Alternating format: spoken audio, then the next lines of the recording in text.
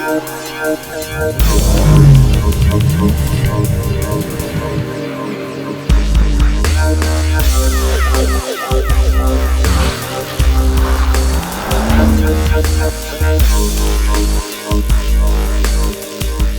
car is more responsible for the revival and reinvention of Bentley than the Continental GT. When this Grand Tourer was originally launched in 2002, it opened the company up to a new kind of buyer and a new kind of money.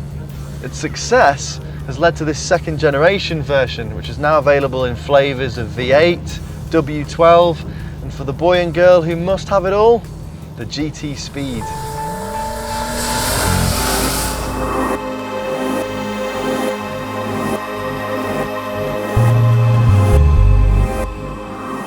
The three key design elements of powerline, muscular rear haunch and swooping roofline still define the GT, but second time around there's a lot more surface tension thanks in part to sharper, tauter lines, the inclusion of a double horseshoe graphic at the rear, as well as the LED lamp clusters now fitting flush to the metal.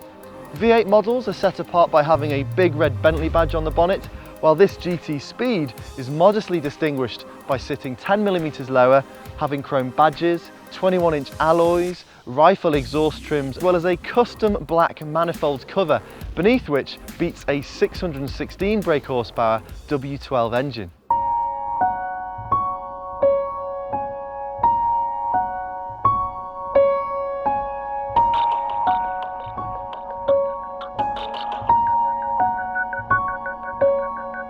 The cabin is a showcase for British craftsmanship, with quilted diamond leather, book-match wood veneers, drilled pedal sets, and all of it is so well put together that it's difficult for any rival manufacturer to come close in terms of quality or attention to detail. I love how the dash architecture very subtly echoes Bentley's Flying Wings badge, or how this bezel jewellery has also been digitally presented on the new 8-inch touchscreen infotainment system. But it isn't just style without substance. There's now a lot more storage for your coffees and your phones. These newly designed Cobra seats have got a lot more wriggle room up top so you can stay comfortable for longer periods of time, while relocating the seatbelt holsters into the doors has actually improved space and access to the rear. Unfortunately, the space back here is still only acceptable for children, but at least the boot has enough cargo load for a decent trip away.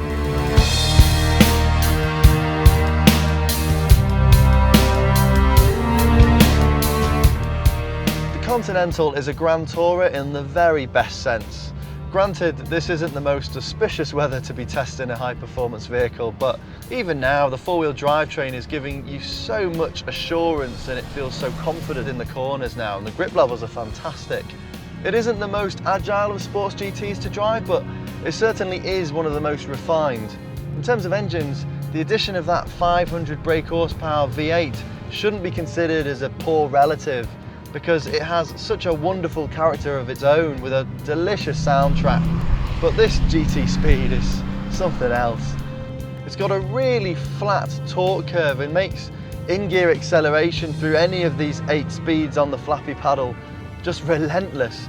0 to 100 miles an hour takes 9 seconds, and the car tops out at 205 miles an hour. That's supercar stuff. So I'm not surprised to see that carbon ceramic disc brakes are a much ticked box on that options list.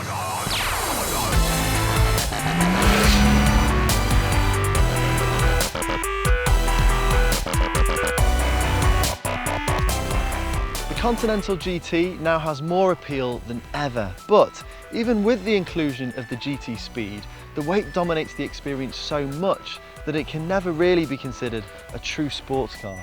Still, if you fancy supercar performance without the edginess in an unrivaled cabin, then this is a hugely desirable daily driver for any high flyer.